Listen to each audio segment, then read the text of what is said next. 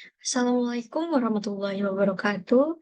Saya Naura Syalami Marfa dengan NIM 434221050. Di sini saya akan menjelaskan pada mata kuliah Machine Learning, yaitu mereview jurnal yang berjudul A Data-Driven Heart Disease Prediction Model Through K-mean Clustering Based Anomaly Detection. Yang pertama yaitu abstraknya, yaitu penyakit jantung adalah penyebab utama kematian global dalam beberapa dekade terakhir. Untuk diagnosis dini, model prediksi berbasis data yang mempertimbangkan faktor risiko penyakit jantung dapat berperan penting. Namun, kualitas data seperti data tanpa anomali atau outlier sangat penting. Penelitian ini menyelidiki deteksi anomali dalam data kesehatan untuk memprediksi penyakit jantung secara efektif menggunakan algoritma K-means. Model yang diusulkan menentukan nilai optimal dari K menggunakan metode silhouette untuk membentuk klaster dan menentukan anomali. Setelah anomali dihapus, 5 teknik klasifikasi populer digunakan, yaitu KNN, Random Forest, SVM, Net Bias, dan Logistic Regression. Model ini diuji dengan dataset penyakit jantung standar dan analisis plot data digunakan untuk menguji deteksi anomali.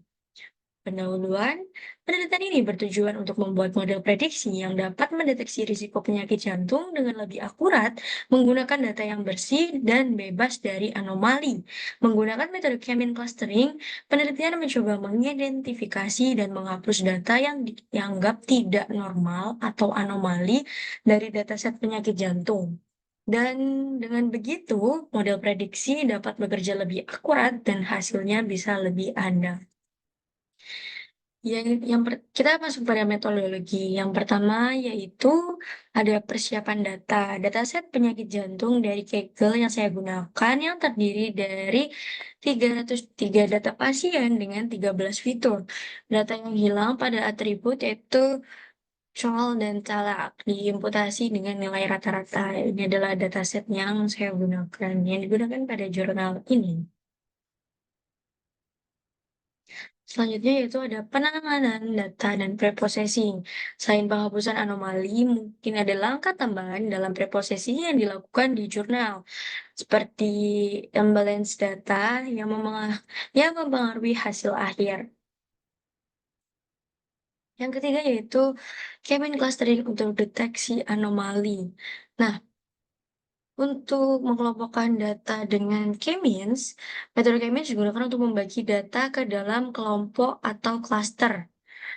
Untuk menentukan jumlah klaster, nilai K yang paling optimal digunakan metode silhouette, yaitu sebuah metode yang mengukur seberapa baik setiap data dikelompokkan. Hasil yang menunjukkan bahwa nilai K2 ini adalah yang paling baik atau yang paling optimal. Artinya data akan dikelompokkan ke dalam dua kelompok, yaitu data normal dan juga data anomali. Selanjutnya yaitu penghapusan anomali. Data yang terdeteksi sebagai anomali dihapus dari dataset pelatihan. Nah, di sini ada pertama mendeteksi anomali. Deteksi anomali ini yaitu dengan cara mengelompokkannya jarak setiap data ke pusat klaster-klaster yang dihitung. Data yang jaraknya terlalu jauh dari pusat klaster dianggap sebagai anomali. Batasan jarak threshold dihitung menggunakan metode interquartile range atau IQR seperti ini. Sehingga setiap data yang memiliki jarak di luar batas ini diklasifikasikan sebagai anomali. Selanjutnya itu penghapusan anomali. Data yang dianggap sebagai anomali dihapus dari dataset agar data yang akan digunakan untuk memprediksi lebih bersih dan tidak terganggu oleh data yang menyimpang. Dengan data yang sudah bersih ini, model prediksi diharap bisa memberikan hasil yang lebih akurat. Selanjutnya yaitu ada pelatihan model prediksi. Setelah dihapus tadi kan dilatih menggunakan metode KNN, Random Forest, Super Vector Machine atau SPM, Nice Bias, dan Logistic Regression. Nah, selanjutnya di sini ada evaluasi model, yaitu model dievaluasi menggunakan akurasi, presisi, dan recall hasilnya disimpan dalam data frame untuk ditampilkan sebagai ringkasan. Di sini adalah Hasil dari akurasi dari kelima metode tadi yaitu KNN, Random Forest, SVM, Naive Bayes, dan LR.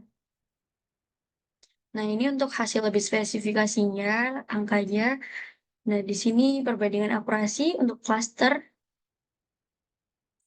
Dan kesimpulan dari jurnal ini adalah akurasi yang lebih baik, yaitu setelah data anomalinya dihapus, adalah random forest, SVM, dan logistic regression LR, menunjukkan peningkatan akurasi prediksi.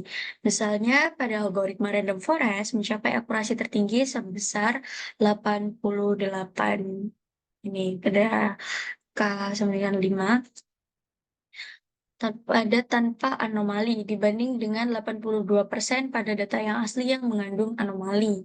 Pengaruh nilai K dalam K-means, penelitian juga mencoba berbagi nilai, yaitu dari K-nya sama dengan 2 hingga K sama dengan 9 untuk melihat pengaruh terhadap hasil.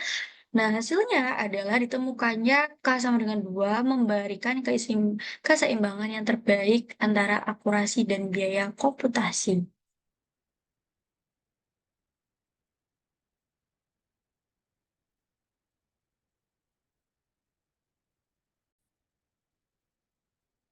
Selanjutnya di sini saya membahas satu jurnal lagi karena pada jurnal sebelumnya datasetnya dihapus sehingga saya mencari dataset yang mirip dan saya akhirnya mereview jurnal satu lagi untuk sebagai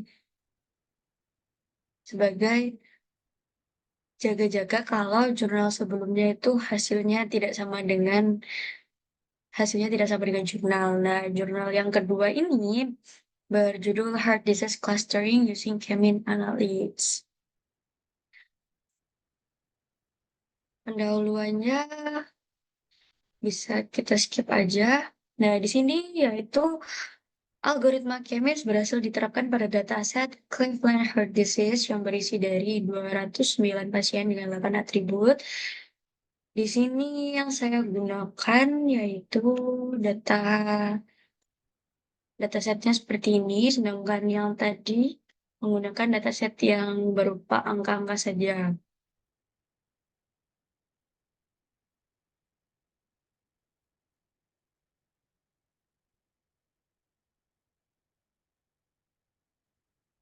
Data dikelompokkan ke dalam beberapa klaster untuk menemukan pola dan ciri khas yang bisa mengidentifikasi kondisi penyakit jantung pasien.